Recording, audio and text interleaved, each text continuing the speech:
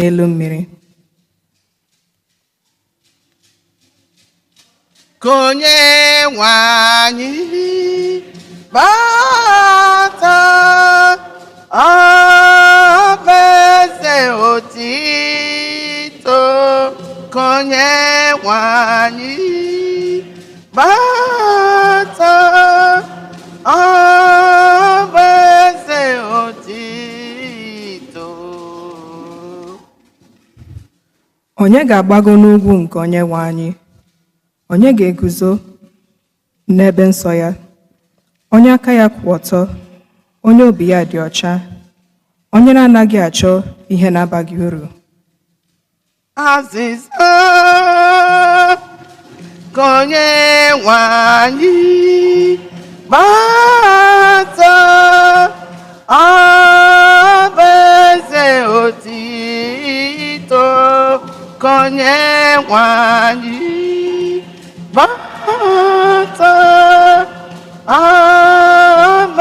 eze otito. Ọ ga-anata ngọzi n'aka Onyenwe anyị, natakwa ụgwọ n'aka Chineke onye nzọpụta ya. Ọ bụ ụdị mmadụ ndị a na-achọ ya, na-achọ ihu Chineke nke Jekọb. Azịza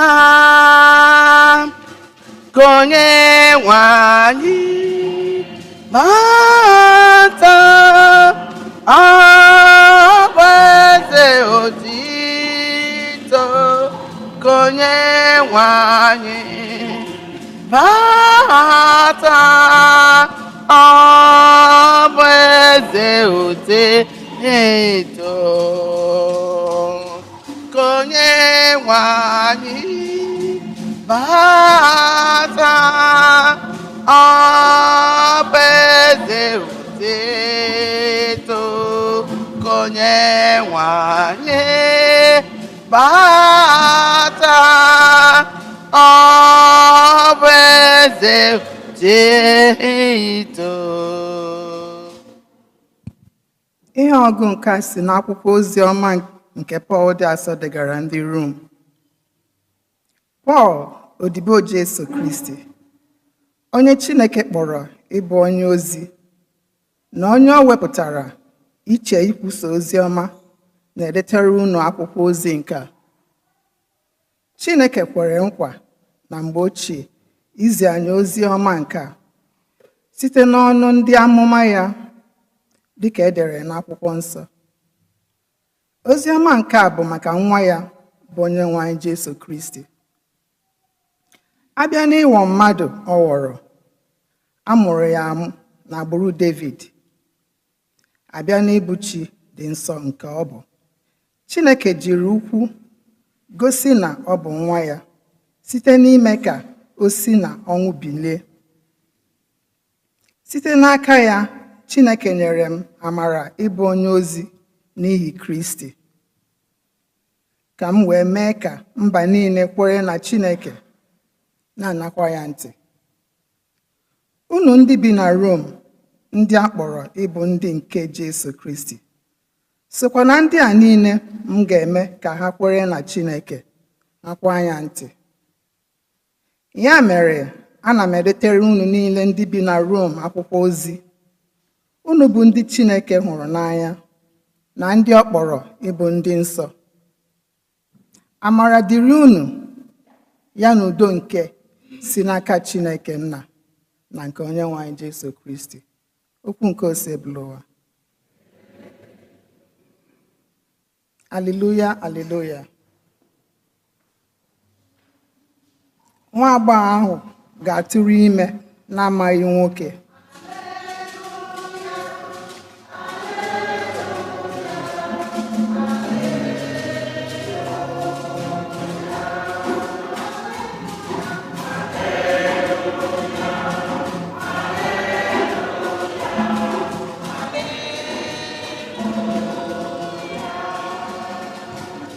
Nwa agbọghọ ga-atụrụ ime na-amaghị nwoke, bịakwa mụta nwa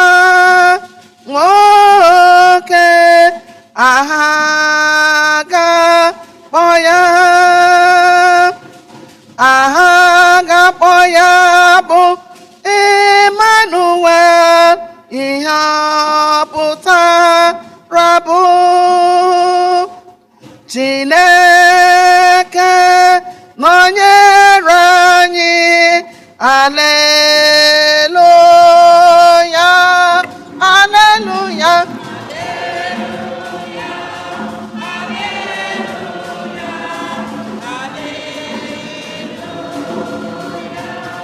Aleluya. Aleluya. Aleluya.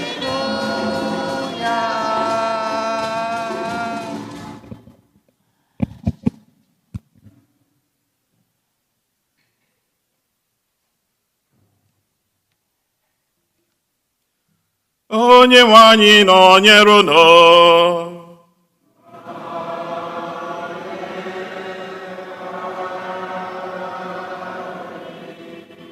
Ihe ọgụgụ nke ha si n'ozi ọma dị nsọ nke Matiu dere.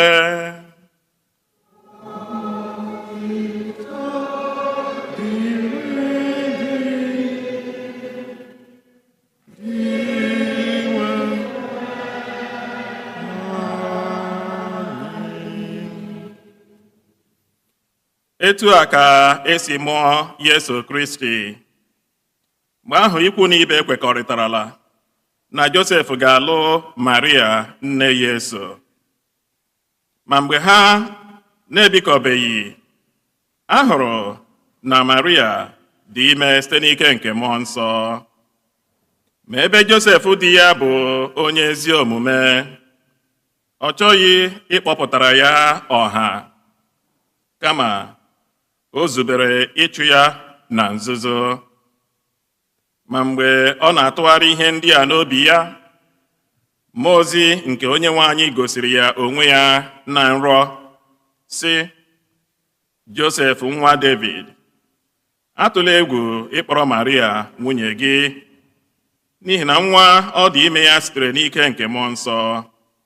Ọ ga-amụ nwa nwoke, ị ga-akpọkwa ya Yesu, n'ihi na ọ ga-azọpụta ndị nke ya na mmehie ha niile. Ihe ndị a niile mere ka e wee mezuo okwu nke Onyenwe anyị siri n'ọnụ onye amụma kwuo, sị, lee, nwa agbọghọ na-amaghị nwoke ga-adị ime, mụta nwa nwoke. Aha a ga-akpọ ya bụ Emmanuel, nke isi ya bụ Chineke nọnyere anyị.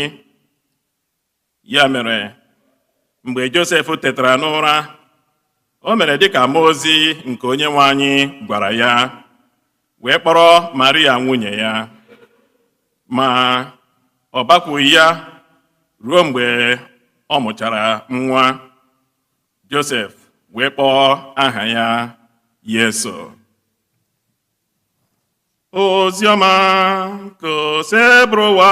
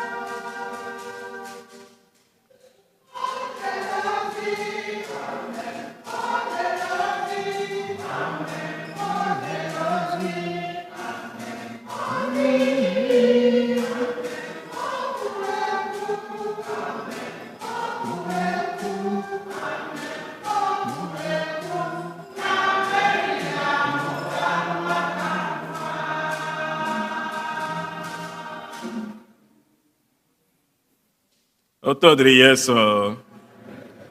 Ụmụnne m hụrụ n'anya, anyị abịala n'ụka nke anọ n'oge Advent. So we have finally come to the fourth Sunday of Advent, which is the final Sunday of Advent. So unu ga-ekwete na ọ fọrọ sọsọ abalị anọ anyị agba Christmas. Unu na-akwadokwe? Unu na-akwadokwe Christmas? Yeah, I'm sure we are now advancing our preparations for Christmas. And I'm sure na enwere ndị ga-esi ebe a gawa na mall ma agbasa mas ka ha gazuzuo ihe ndị ha chọrọ ịzụ maka Christmas. Obi dị anyị ụtọ na Chineke kwere ka anyị ruo ugbu a na-abanyezi na nnukwu mmemme nke Christmas. Ka anyị na-abanye na Christmas, ụka nke o ji bụrụ nne anyị wepụtara anyị ihe ọgụ ndị a anyị gụrụ taa ka ọ bụrụzi ihe ga-eme anyị unleash into the spirit of Christmas.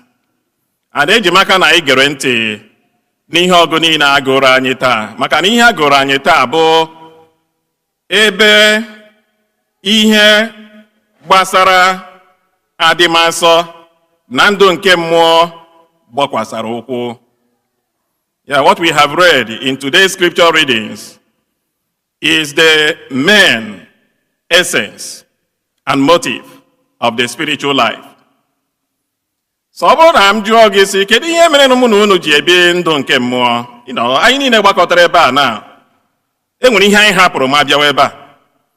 Ọtụtụ n'ime anyị gara asị, oke ka m gaa na beach, Venice Beach, gaa ebe ahụ gaa rara anwụ ma o mewe ihe ndị ọzọ dịrị anyị n'ụlọ, mana anyị hapụrụ ihe ndị a niile megịnị bịawa ebe a. The reason why we are here is because me and you, we hold it as something very important for us. Na anyị ga-ebi ihe a na-akpọ spiritual life. Wee na-ajụzi anyị si, kedu ihe wụ mmadụ ibi ndụ nke mmụọ, ndụ adịmasọ?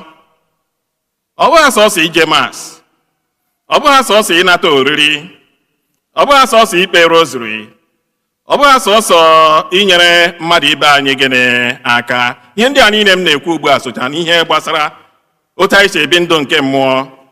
Mana above all, ihe ọgụ taa na-arụtụrụ anyị aka si na the best and the essence of the spiritual life is when me and you are able to give up our will and then obey God's will. Unu aghọtara ihe m na-ekwu? N'oge ọbụla mụ na unu rutere n'ebe ọ ga-abụ na ihe mee mụ na unu, mụ na ga ekpebie si na ọwụ uche Chineke ga-eme gịnị ga-eme, na ọwụ ha uche mmadụ. Onye ọbụla n'ime anyị ruru this level, ị mara na ibidoro biwe ndụ dị nsọ. When you are able to give up your will for the will of God. Ama m ihe m ji na-ekwu ihe a maka na ọ bụrụ na anyị lee anya, ihe a ga-abụ the struggle we keep on having all the days of our lives. The ability to make a decision that we show that we allow God to take control rather than us taking control. Enwere ezinụlọ mụ na ha na-adị na mma. Ezinụlọ ha was so nice to me and they supported me financially too. Oge ọbụla m na-ala Nigeria, ha nwa na-agbara m flight oge ahụ. So ọ bụrụzie na this man was diagnosed of stage 4 lymphoma. Stage 4 lymphoma cancer. Oge ọrịa bịara, it was really like a down side for the family. They struggled and they fought hard. So he began treatment, chemotherapy, all the therapies he was going through it, even to the extent of undergoing, he underwent bone marrow transplant. So okay, in India, almost 3 years passed. The 4th year, the cancer came back again with force. In suffering, in pain. He began to become weak. Before. And then frequently he was being hospitalized. Almost every time at ambulance. Every time at ambulance. So that was when I knew that this may not end well. Sanos mofu but nwunye ya kpọm simbiko na mgbara bịawa na di ya na-akwadozi ịnwụ anwụ. I canceled everything I had, started rushing down. Oge m rutere n'ụlọ ha, ma hụ na many family members were present in the house. Ụmụ ya kpọchara ụmụ ha niile bịa, including their friends. All their family friends were there. So oge m mụrụ ndị a niile, oje abịa m si mebi ọ nwụọna tupu m na-abịarutele. Oge a ka nwunye ya pụtaziri sị m biko na m bịawa na ocheghị m. So they took me into the house where he was lying. Ọ ka nwere consciousness. He recognized me, but he was very weak. So oge m na-elezi anya n'ụlọ ebe ọ nọ, ma hụ na e nwere some people nọkwa nga aha bụcha gita na instruments eji akụ egwu. Ma ele nwunye ya anya, ọ sị m na echeghị m. Ọ sịrị ya n'asụsụ Bekee, we have been waiting for you. When you finish the last rite, he will take the cocktail. And it is his wish that when he takes the cocktail, music will start playing until ya nwụọ. Kedu ihe cocktail a na-ekwu okwu ya? Unu ma ihe ọ? Gwanụ m. Ihe a California. Iwu obodo kwadoro si na onye ndụ ya na-adịghị ha mma na-akwado ịnwụ anwụ, chere na ya na-ata afọ, and you have been diagnosed that you may die within 6 months, can take the option of what we call medical aid in dying. And that was back o jido manya na ọhịa ka onye a chọrọ ime. They put me under what I may call moral distress. Ịbụrụ fada, ị ka ga-ete mmanụ. Ka m jụọ unu, ọ bụrụ na ị wụrụ fada, kedu ihe ị ga-eme n'ọnọdụ a? Ị ga-aga n'ihu si ebe nwoke a taghị afọ ka anyị were n'ụwa otu anyị si hụ ya, gị gaa n'ihu gaa tee mmanụ akwụ ya? So I ended up not administering the sacrament, and then I left. And he eventually took the cocktail and then died. So agaghị m akọwa ihe mere oge olili ya. Mana ha meziri ha kemgbe ihe a mere. It's almost like getting to 4-5 years now. Ha adịghị atụpụziri m ọnụ. Yeah, ha adịghị atụpụziri m ọnụ because they felt like I disappointed them. Mana why is the church opposed to medical aid in dying? Onye ga-agwa m ihe kpatara na ụka ji sị na onye ọbụla nwere okwukwe na Yesu Kristi agaghị eme ya. Ele ihe mere na ụka ji sị emene ya? We don't own our life. So this issue is not about the church being insensitive to the suffering of the patient. No. Ebe ahụ m bịara, abịaghị m ebe ahụ dịka enyi ha, abịara m ebe ahụ dịka fada, onye isi ụka. M bụrụ onye isi ụka, agaghị m ada iwu nkuzi ụka. So unu agaghị ahụta ya na obi kpọrọ gị nkụ, Fada Kenneth, onye na-anwụ anwụ sef, ikpere ihe ekpere. No. The church teaches that human life is a gift from God and teaches the inherent dignity of the human life from conception to natural death. And so no human being can ever see their life as if they possess their lives. Our life is only a gift given to us by God. And being a gift given to us by God, we cannot dispose it by ourselves. Ọwụ mụ na gị ga-ekwu mgbe anyị ga-anwụ. Ọ Chukwu ga-ekpebi mgbe anyị ga-eji mee gịnị anwụ, since ọ Chukwu nwe ndụ. This is something that we have to pay attention to. Ka ọ ghara ịbụ na many a time when we face difficult situations in our lives, we end up doing what we want and not doing what God wants. Ibia now, our popular culture will my life, my choice, my death, my choice. Nobody will tell me what to do. The church should not tell me what to do. I, myself, myself, will decide what I want to do with my life. Udire echiche a jọgburu onwe ya n'ebe Chineke nọ.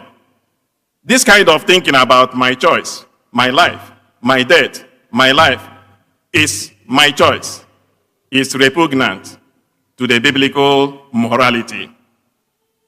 So kedu ihe nkwa na-ekwu ihe a? Unu lekere anya n'ihe ọ ga-agụrụ taa si n'akwụkwọ onye amụma Aịzaya. Anyị nụrụ gbasara eze a na-akpọ Ehaz. Onye bụ the Ehaz? Onye ma onye bụ Ehaz? Ehaz was a very young king. Mgbe e mere ya eze, ọ ka wụ okorobịa. Oge e mere ya eze ọ bụwo eze nke Juda. During his time, Israel bịara divide ya among themselves. E nwere Northern Kingdom, nwee Southern Kingdom. Enwezi nke ya na ibe ya na-emekọrịta. Ha bịazie gbaa izu gaa mee alliance with all the military powers at that time ka ha bịa nyụọ ya ịkpakwu. So Ahaz found himself in a very complex political situation. N'ọmaghị ihe ọ ga-eme. Obi awụbe ya n'afọ mgbe ọ hụrụ na ndị iro ya niile agbakọwala na-akpọkọta ndị agha ka ha bịa lụsị ya ọgụ. Mgbe azụ ka o ji bịakwute Aịzaya onye amụma na-asa Aịzaya, ele ihe m ga-eme? Aịzaya sị ya, ngwa lekwa ihe ị ga-eme. Ask for a sign. Yọọ sekpụrụ ụwa ihe ịrịba ama. Ọsọ gị gaa yọọ nke nọ na ime. Ask whatever you want from God. Kedu ihe Ahaz zara mgbe Aịzaya gwara ya? Kedu ihe ọ sị? Na ya agaghị anwa Chukwu ọnwa. So that was his way of saying, I don't want to go this route. I have my own plan. Enwere m plan A. Ihe na-agwa m onye amụma agaghị m ekwete, mana o tinyere ya n'ụzọ ọ bụrụ na ị ghọtaghị ihe ọfụma ya dịka o nwere nsọpụrụ n'ebe Chineke nọ. Ọsọ agaghị m anwa Chineke m gịnị ọnwa. That was his gentle way of pulling out from trusting God. And that was the way Isaiah also interpreted it. Isaiah said, oh, with this decision you made, you are not expressing divine assurance. Osisi ya mi kwekwe ma ikwe ha uche Chineke ga-eme gịnị ga-eme. Ebe a ka ọ nọzi buo amụma na nwaanyị na-ama ha nwoke ga-eme gịnị ga-atụrụ ime mụta nwa nwoke, aha a ga-akpọ ya bụ gịnị? Emmanuel. Kedu ihe Emmanuel pụtara? Chukwu nọnyere anyị. Ohe Isaiah gwara ya. O jezie n'ihu gaa mee his own plan. Oge o meziri his own plan, he went and formed alliance with other military forces. But that alliance cost him a lot. He was defeated and humiliated simply because ọ chọghị ime uche Chineke. Ihe o mere uche nke ya. So ozi ya nwa ihe ga-akọwaziri anyị ozi ọma anyị gụrụ taa. Maka na ozi ọma anyị gụrụ taa bụ mmejupụta amụma ahụ Aịzaya buru na nwa agbọghọ ga-atụrụ ime mụta nwa nwoke, aha a ga-akpọ ya bụ gịnị? Emmanuel, was fulfilled in today's gospel, Matthew chapter 1. Abịa kọrọ anyị akụkọ gbasara Joseph na Maria. Ụka ma ihe ha ji tinye ihe ọgụ nke mbụ a na ozi ọma taa is for us to have some comparison. Ya compare ihe Ahaz mere, compare ya with ihe Joseph na Maria mere. Oge Moses bịara gwa Maria na ị ga-adị ime mụta nwa, okwu ahụ nyere ya nsogbu. Ọ jụkwa Moses, akwa ịma na alụbeghị m di? Moses ya, ama m na elubeghị di, mana lekwa anya, ị ga-atụrụ ime mụta nwa, nwa ị ga-amụ bụ site n'ike nke mmụọ nsọ. Kedu ihe Maria zara? lekwa odibo nwaanyị nke o sekpụrụ ụwa ka o ree elu m ka isi mee gịnị kwuo. Remember, she knows the problem. Oge a na-agwa ya okwu a, nwaanyị ọbụla atụrụ ime na-alụ ha di dịka iwu ndị Juu si wee dere, a na-eji nkume mee gịnị togbuo ya. So she knew she is getting into a very dangerous risk. Mana now, she was able to say, as I was saying at the beginning of this mass, to compare her will and the will of God. Kedu ihe o meziri? Ọ sị, lekwa odibo nwaanyị nke o sekpụrụ ụwa, uche uche m ga-eme kama uche gị mee gịnị mee. Ọ bụrụkwa otu azi ka o sizi bụrụzie n'ọnọdụ a ka ọ nọzi oge a na-emezi mmemme nke ndị di ya ịbịa mee introduction. A na-akpọ ya betrothal oge anwa. Right now, it can be compared to a man proposing to a woman. Ọnọdụ a ka a nọzi emene betrothal ceremony. Ọ bụrụzie na nwaanyị a ga-abịawazi na be di ya, only for Joseph to discover na nwaanyị nụhụ ya bụ n'obi ịlụ dị ime ya nwa na-adịghị responsible for. If you're a young man trying to marry, put yourself in Joseph's situation. You know, on that day, everybody was cheering, and then you kneel down and say, will you marry me? And the girl say, yes. Only for you then to begin to prepare for the marriage, and then come to understand that this girl you wanted to marry is now pregnant, and you are not responsible for that. Kedu ihe ị ga-eme? The natural explosion ga-abụ agaghị m alụzi. Ị ga-asị biko wetakwara m ring. Wetara m ring m nyere gị. I'm no longer going to deal with this. That was actually the situation of these young people. Young Joseph and young Mary. Joseph was also contemplating doing what any man here will do. Isi ya agaghị m alụzi. Mana mgbe ọ na-atụle ihe ndị a n'obi ya, he had a higher voice. He had a higher what? Voice. Olu Chineke ka ọ nụrụ. Si ya, ihe ị na-ahụ ọ ga-agbagịgharị. Mana ihe a na-emenụ aka Chineke mere gịnị nọ ya. Kpọrọ nwunye gị lawa. Egene ndị mmadụ gịnị ntị. Did Joseph obey? He gave up his will for the will of God. That is the lesson. Okporozie Maria megene laba n'ụlọ ya. That is how Christmas happened. Without this young person, Joseph, without this young person, Mary, looking up to God in their times of crisis and saying, yes, not my will, let your will be done, there will be no Christmas. Agaghị enwe Christmas, asị na mmadụ abụọ a aghọta ha na Chineke nọ n'ọrụ mgbe ha nọ in their crisis, there would never have been Christmas. Kedu ihe ọ na-akụziri anyị mụ na unu? There must be at a time when me and you will come to a crossroad in our lives. Mgbe ihe na-etụwa ha anya bịara mewe gị, obi gị abịa gbaa njọ, gị na-echezi Chineke ọ nọkwa. Ghọtakwa ọfụma na asị nwaanyị na-ama ha nwoke ga-atụrụ ime mụta nwa na ihe a ga-akpọ ya bụ gịnị? Emmanuel, nke pụtara na gịnị? Even in times of crisis, Chineke nọnyere anyị. Enwe ihe mere gị ma o mee m, Chineke na-ama ha maka ya.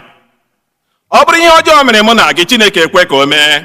Ghọta na Chukwu ka nwere ihe ọ ga-eji n'ihe a mepụta na ndụ gị. Ị nwere ike gaghị aghọta ya ugbu a, mana mgbe ị ga-aghọta ya ga-abụ n'ọbịanihu. Mgbe amụma Aịzaya buru, o buru ya 730 years before a mụọ Kraịst. Ekpere nne na nna anyị kpere nwere ike ọ gaghị eru ugbu a, mana mgbe ọ ga-ere ga-abụ n'ọbịanihu. Ọtụtụ n'ime anyị nọ nga na-awụ the answer to the prayers of our ancestors. N'oge nke ha nwere ike fesie crisis ha chere si Chineke anọghị ya, mana ekpere ha kpere ugbu a wụzie ọsịsa Chineke sara n'ebe mụ na unu nọ.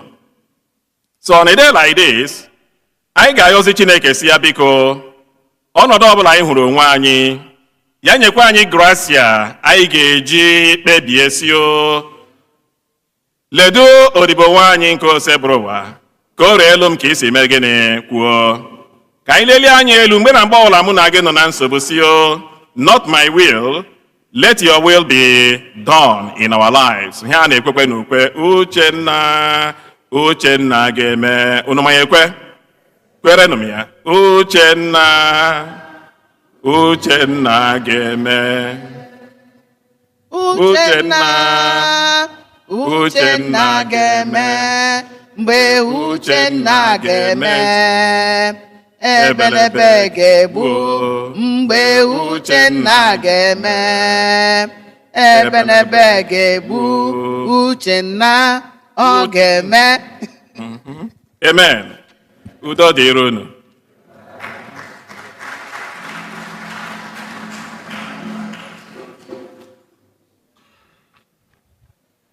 Ekwe m n'otu Chineke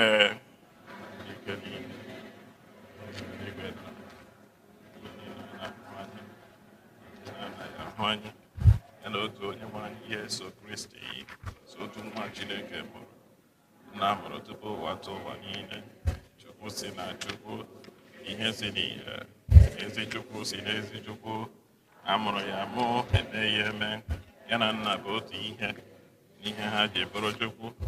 Onye si na ya mee ihe dum, onye maka ihe anyị bụ mmadụ na maka ihe nzọpụta anyị siri n'eluigwe gbadata, o were ahụ na Virgin Maria site na mmụọ nsọ, ọ bụrụ mmadụ, abịa kpọgbuo ya n'obe n'ihi anyị, n'oge ọchịchị Pontius Pilate, ọ taa ahụhụ, ọ nwụọ, elie ya, o zilitere n'ụbọchị nke atọ, akwụkwọ nsọ si kwuo, rọgoro n'eluigwe nọdụ n'aka nri Chukwu Nna. Ọ ga-abịaghachi ọzọ n'ebube ya ikpe ndị dị ndụ na ndị nwụrụ anwụ ikpe. Onye ọchịchị ya na-enweghị njedebe. Ekwe m na mmụọ nsọ, onye nwenụ na-enye ndụ, onye siri na nna na nwa pụta, onye a na-esepụrụ na-etogodo ya na nna na nwa, onye si na ndị amụma kwuo okwu. Ekwe m n'otu nzukọ nsọ Katọlik na Apọstọlik. Ekwupụta m otu baptizim nke mgbaghara njọ. Ana m atụ anya mbilite n'ọnwụ na ndị ụwa ọzọ ga-abịanụ. Ekpere ke ndị kwerenụ. Ụmụnne m, ka anyị were n'okwukwe gbakwute Chineke hụrụ anyị n'anya. Ka anyị were n'ugbu a rịọ maka mkpa anyị niile, mkpa nke obodo na mkpa nke ezinụlọ niile. Maka ndị ndu niile nke ụka, anyị amara, tụkwasị ya ngọzi. Chineke biko, nna zitere anyị amara. Zitere anyị amara, tụkwasị ya ngọzi. Chineke biko, nna zitere anyị amara. maka ndị ndu niile nke ụka, ka ha dị umeala n'ikikere ha ma nọgidesi ike n'ekpere, anyị arịọ gị dị nwenụ m. Zitere anyị amara, ụkwasa ya ngọzi. Onye eze biko, nna m zitere n'ụmụ gị amara. Maka ezinụlọ niile nọ n'ụwa, ka e nwee udo na mmekọrịta nwere ugwu n'etiti mmadụ niile, anyị arịọ gị dị nwenụ m. Zitere anyị amara, tụkwasị ya ngọzi. Chineke m biko, nna m zitere anyị amara. Maka ndị nne na nna, ụmụaka nọ n'ọnọdụ ihe isi ike nakwa ezinụlọ kewara ekewa, ka Chineke dozie ọnọdụ ha ka ọ dị mma, anyị arịọ gị dị nwenụ m. zitere anyị amara gị tụkwasị ya ngọzi Chineke m biko nna zitere anyị amara. maka ndị ogbenye, ndị enweghị ebe obibi, ndị nọ na nnukwu ọrịa na ndị enwezighị olileanya, ka Chineke gosi ha ebere ya ma napụta ha n'ọnọdụ ọjọọ ndị a, anyị arịọ gị dị nwenụ.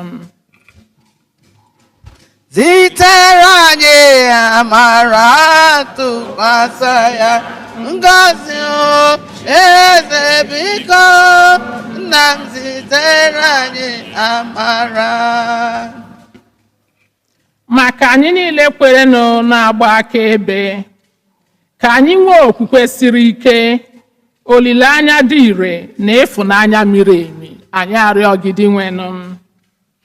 Zitere anyị amara tụkwasị ya ngọzi Chineke biko nna zitere anyị amara.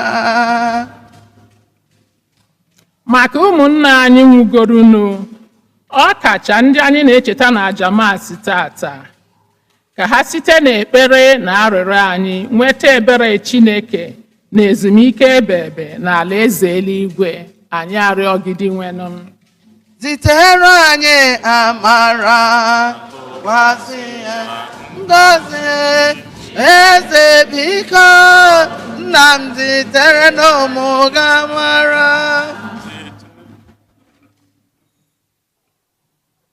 O Chineke ji ike niile, ịhụnanya ị nwere n'ebe anyị nọ karịrị akarị.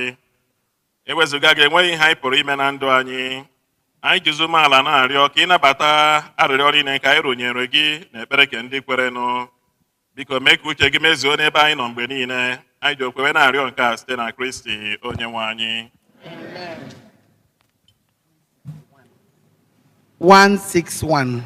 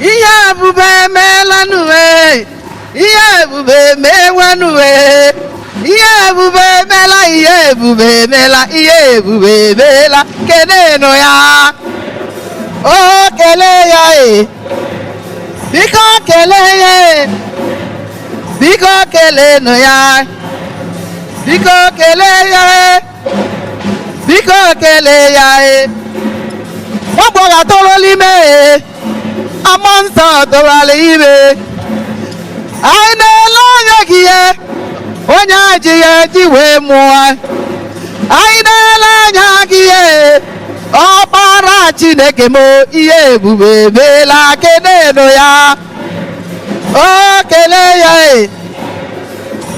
kelenụ ya, o kelee ya, anyị na-ele n'anya ya onye ejighị eji wee mụọ ya, anyị na-ele n'anya ya onye ejighị eji tụ ime ya, ọkwa n'ike nke mmụọ nsọ kezitere ya onye nzọpụta, Meri n'onwe ya mmeri atụrụ ime na-amaghị nwoke, ihe ebube emeela, kelenụ ya, biko kelenụ ya, onye ọ gọziri kele ya, onye nwere ndụ kelenụ ya, onye nwere ọmụmụ kele ya, onye nwere ahụike kele ya, onye nyere gị ego dịka ofe were chi m aka, ị nwere ọrụ ị na-arụwe nwanne m gbara ego kele ya, o kelenụ ya, o kelenụ ya,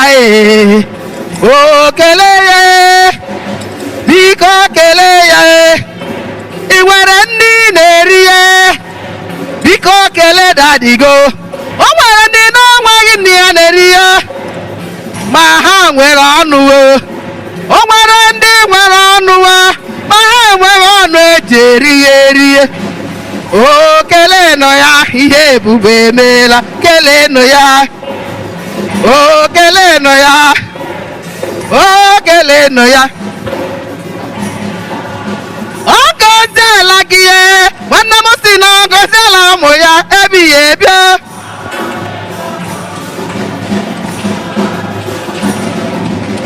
ọ gọziela m Chineke si na ọ gọziwa anyị ebighị ebi,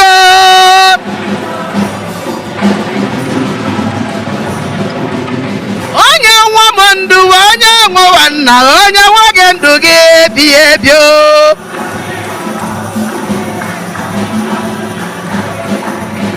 onye rega ahụike Chineke, onye rega ahụike ebighị ebi,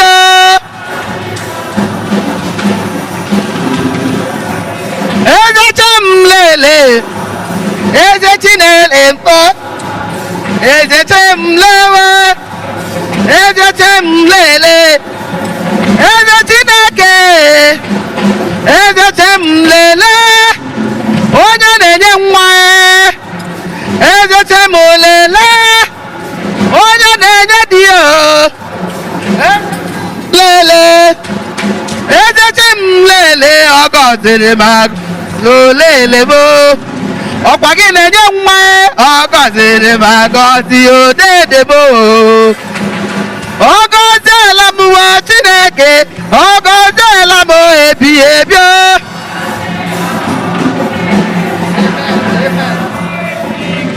onye nwe m ọmụmụ Chineke, onye nwe anyị nwa ebighị ebi,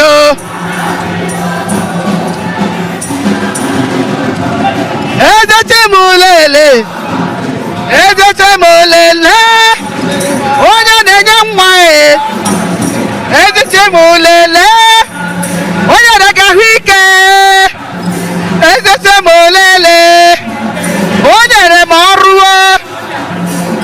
chi m lele, o nyere m ụlọ m, ezeche m lele, ezeche anyị lele, ezeche m lele, kenere m chi m, enyi m kenere chi m na chi mebela,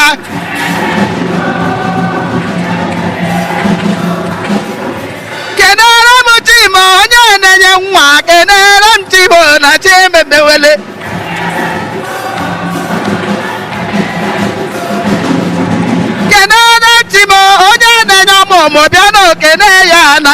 dị mma.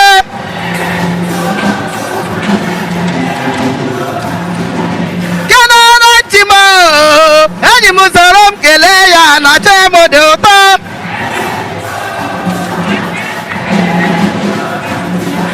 Kenara ntị m onye na-ebuli elu bịa na kelee ya na chi anya amaka.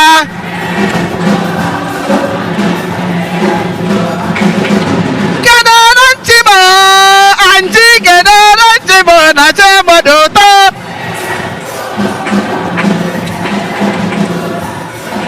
Kedu ihe m ga-enye gị ya Chineke ọma mma mma zuru ahụ?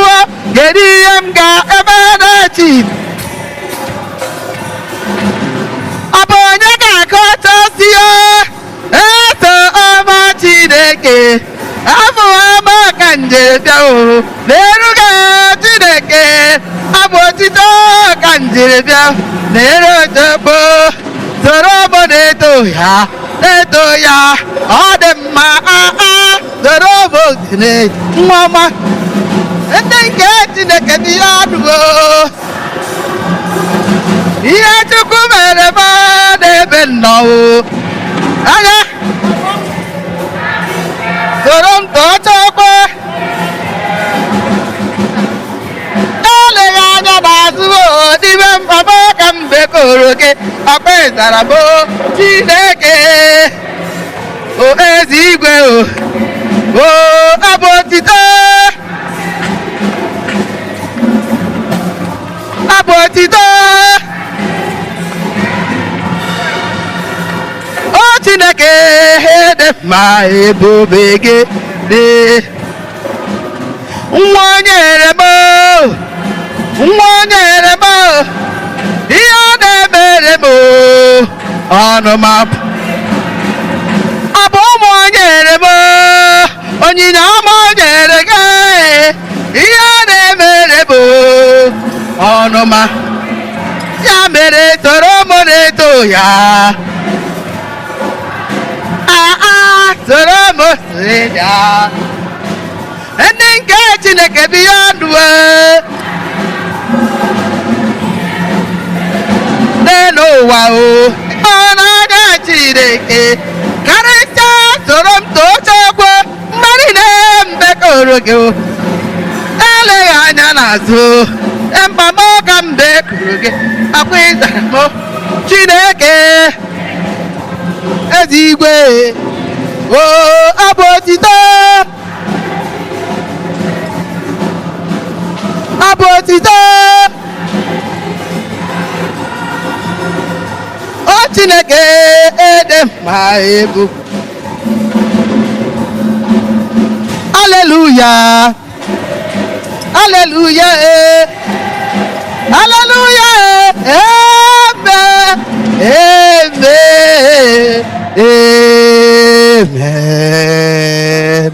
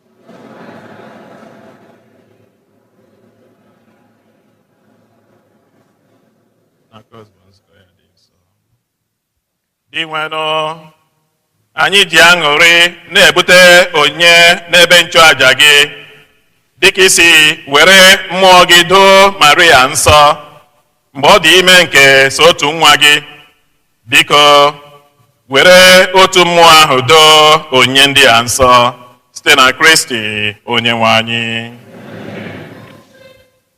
Onyenwe anyị nọnyerenụ.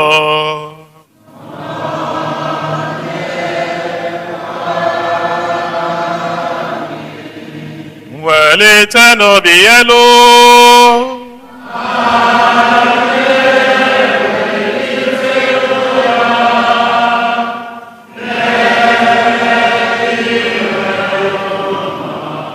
Nke anyị nye n'ụdị nwe n'Chukwu anyị ekene.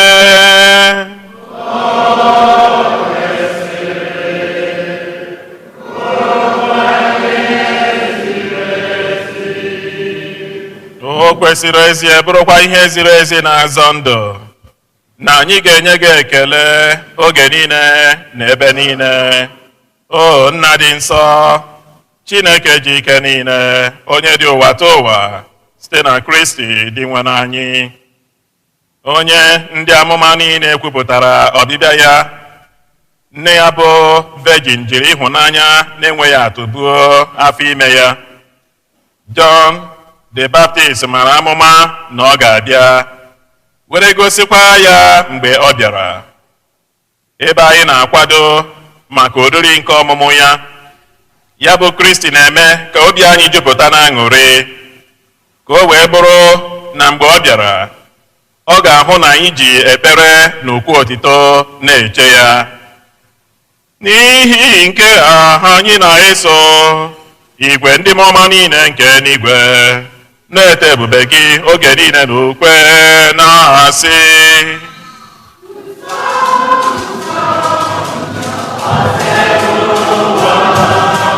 Chineke nke n'igwe dị agha,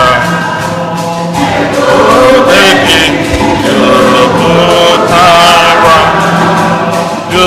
jupụtara na eluigwe n'ala.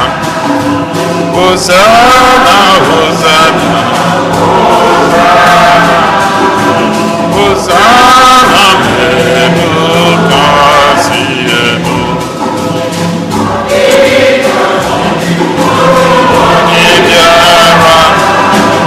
Onye bịara n'aha Onyenwe anyị.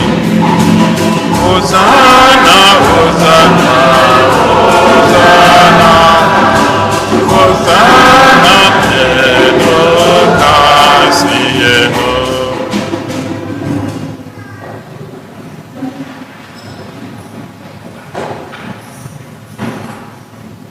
Nna, ịdị nsọ ezie, sọ gị na-edo ihe dum nsọ. Anyị na-arịọ ka ido onyinye ndị a nsọ site n'ịhụkwasị ha mmụọ gị, ka ha wee ghọrọ anyị ahụ na ọbara nke Onyenwe anyị Yesu Kristi, onye bịara tupu edunye ya n'ọnwụ, nke o jiri aka ya wee nara, were achịcha nye gị ekene na otito, nyawa ya, nye ya ụmụazụ ya sị, naranụ nke a, rienụ ya unu niile, nke a bụ ahụ m nke a ga-eduru onye maka unu.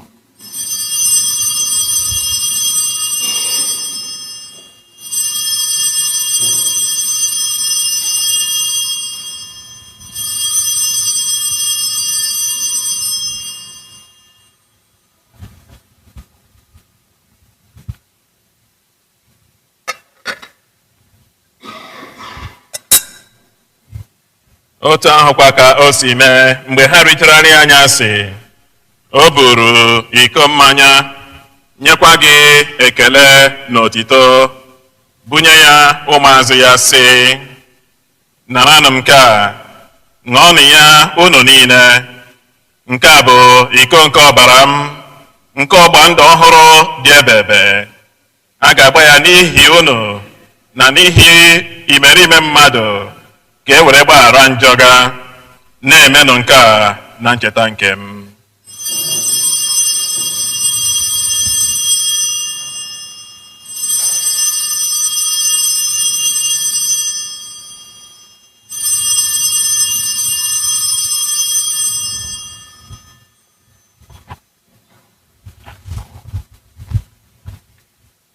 onye kwupụtanụ ihe omimi nke okwukwe anyị na-eme ugbu a.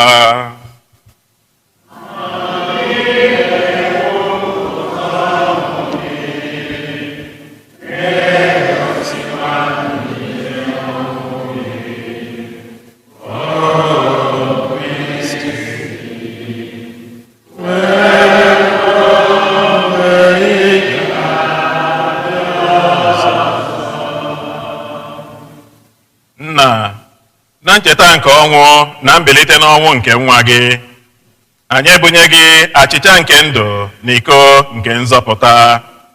Anyị na-ekele gị n'ihi na ị kwere ka anyị dị mma ịkwụrụ n'ihu gị na-efe gị. Anyị ji umeala rịọ ka anyị bụ ndị na-anata ahụ na ọbara nke Kristi bụrụ otu site na njikọ nke mmụọ nsọ.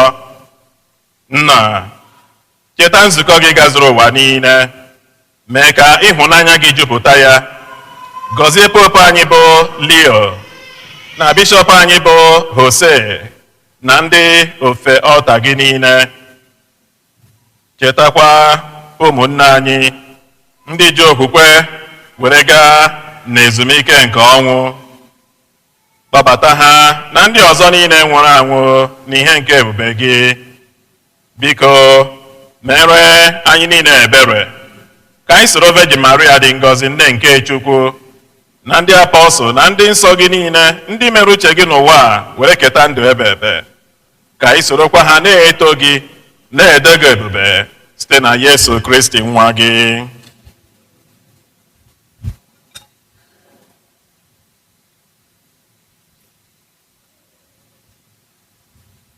Ihe niile kere eke na-eso ya bụ Kristi, na-esikwa n'ime ya na n'aka ya na n'ịdịkọ n'otu nke mmụọ nsọ, na-enye gị bụ Chukwu Nna ji ike niile, nsọpụrụ na otito niile site n'ụwa tụ ụwa niile. Amen, amen, amen, amen.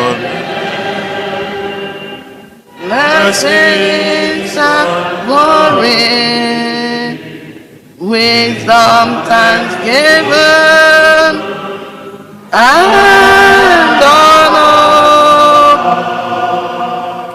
power and might belongs to the Lord forever and ever.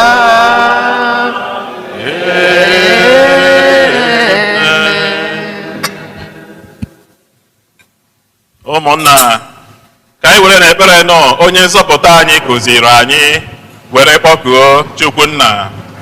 Nna anyị nọ n'eluigwe, ụtụtụ dịrị aha gị, ọchịchị gị bịa, eme uche gị n'ụwa ka esi eme ya n'eluigwe. Nye anyị tata nri nke ụbọchị anyị, gbaghara anyị mmehie anyị gaa dịka anyị si gbaghara ndị mehiere anyị. Ekwela ka anyị kwenye na nranye, ma zọpụta anyị n'ajọ ihe. Zọpụta anyị na-arịọ gị o sebụrụ ụwa n'ajọ ihe niile. Were ebere nye udo n'oge nke anyị site n'inye aka ebere gị, ka azọpụta anyị na njọ oge niile. Anyị were gbalaha nsogbu niile, were nchekwube dị nsọ na-atụ anya maka mbịaghachi nke onye nzọpụta anyị Yesu Kristi.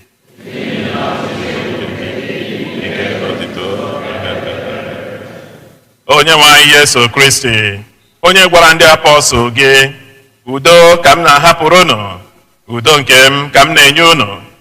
Elekwala anya na njọ anyị, kama lekwasị anya n'okwukwe nke nzukọ gị. Nye ya udo na ịdịkọ n'otu mgbe niile ka uche gị siri chọọ, gị bụ onye dị ndụ na-achị ebebe ebebe. Udo nke osebụrụ ụwa dịrị unu mgbe niile.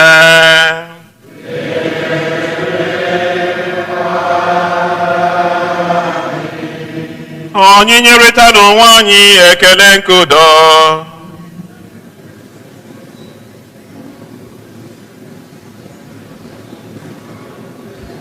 Peace be with you. Peace be with you. Peace be with you.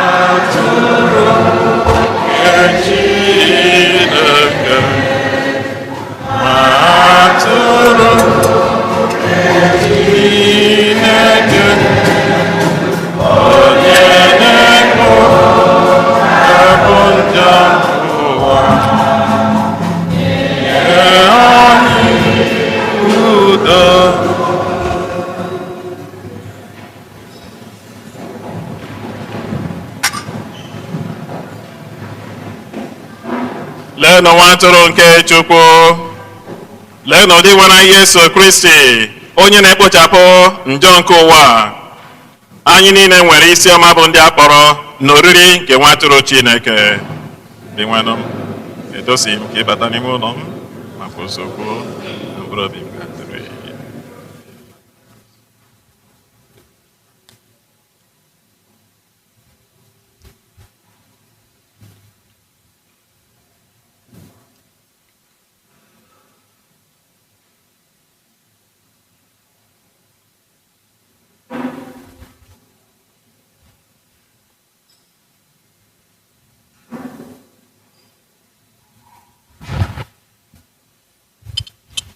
Hymn 207.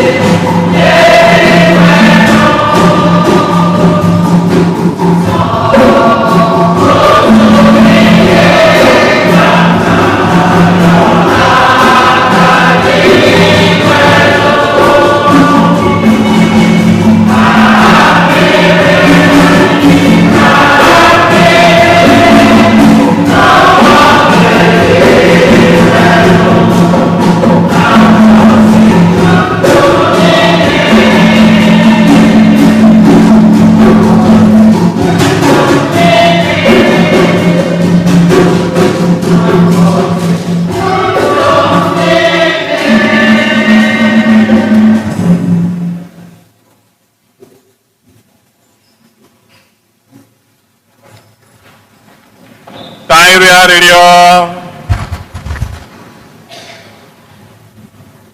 Chineke pụrụ m ihe niile, inyere anyị oriri nsọ nke a iji gbaa anyị ibe nkwa nke ndụ ebighị ebi ikwere anyị.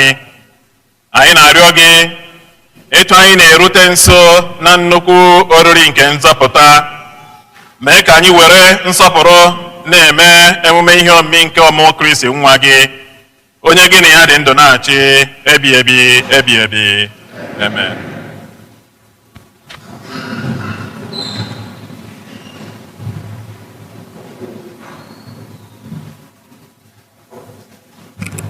Oitodo Yesu, ka anyị gee ntị maka ọkwa dị mkpa. Ndị otu Charismatic Renewal nke parish anyị na-echetakwara anyị na ha ga-enwe crossover night nke ga-adị na 30th December and 31st December 2025. Time a ga-eji malite ya bụ emume ga-abụ 6 p.m. So ha na-ayọ mmadụ niile ka ha bịa nọnyere ha. Ezinụlọ Chukwuemeka na Teresa Amugo na-ekele ndị otu parish anyị niile, ọkachasị ndị ICWO bịa nọnyere ha na funeral mass nke nwa ha nwoke Emmanuel Chimera Okezie Amugo.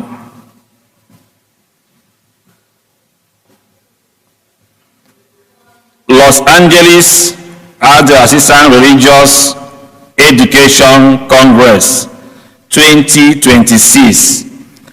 A na-eme ka anyị ma na ya bụ emume ga-adị na Febụwarị, ọ ga-amalite na Febụwarị 19th to 22, 2026. February 19th to 22, 2026.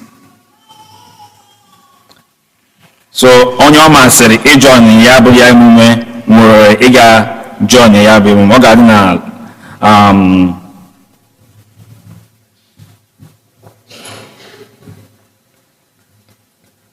okay, for the venue, biko asị ka icheke your bulletin, ị ga-ahụ the address ebe a ga-eme ya bụ emume. Then for diaconate, a na-eme ka anyị ma na emume nke diaconate ka na-akpọ deacon, nke anyị ma a na-akpọ deacon. Ọ ga-adị na ihe onyonyo nke ga-amalite na January 11th, 2026 from 2 p.m. to 4 p.m. A ga-eme na ihe onyonyo ka na-akpọ Zoom. So ọ bụ na ị nwere mmasị ịbụ deacon ọ dị gị n'obi, o nwere onye ma ime ka ọ mara.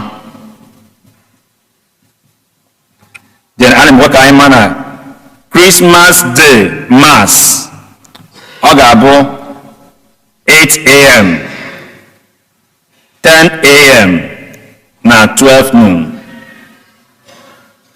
Christmas Day Mass 8 a.m., 10 a.m. and 12 noon. New Year Day Mass nke ga-abụ January 1st, 2026 8 a.m.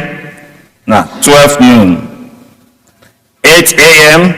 and 12 noon for New Year Mass. A ga-enwekwa nkwupụta nke a na-akpọ confession na Sọnde ọbụla ma agbasaa Mass, mana ọ ga-abụ by appointment. Ọsọ ọ bụ na ị chọrọ ime ka onye ụkọchukwu anyị ọ ịkpọtụrụ parish by appointment for confession. Ndị otu St. Vincent de Paul na-eme ka anyị mara na ha nwere toys ha ga-ekere ụmụaka ma gbasaa Mass. A ga-eke ya bụ toys ebe a nwanne anyị nwoke na-ere ihe n'ezi. So ọ bụ na agbasa Mass, ụmụaka ha ga ebe ahụ ha kwụrụ na line, ha nwere toys ha ga-eke ụmụaka from St. Vincent de Paul.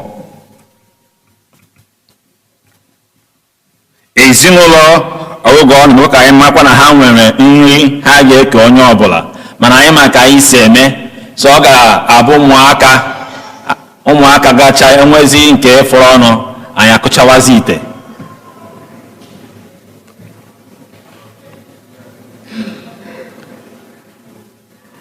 Anyị nwere ndị ọhụrụ ebe a taa?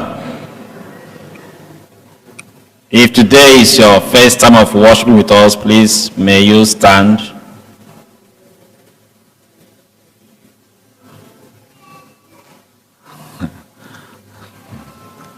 Oito dịrị Yesu.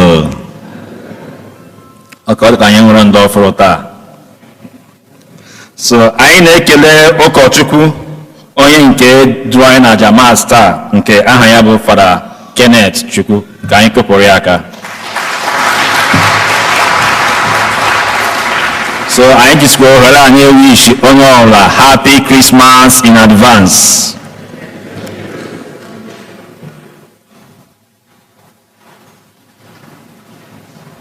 Onye nwe anyị nọnyere unu.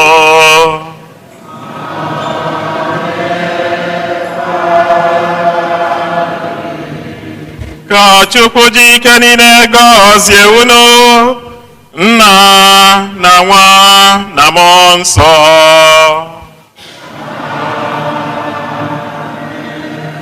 Labanụ misa gwụsịwo.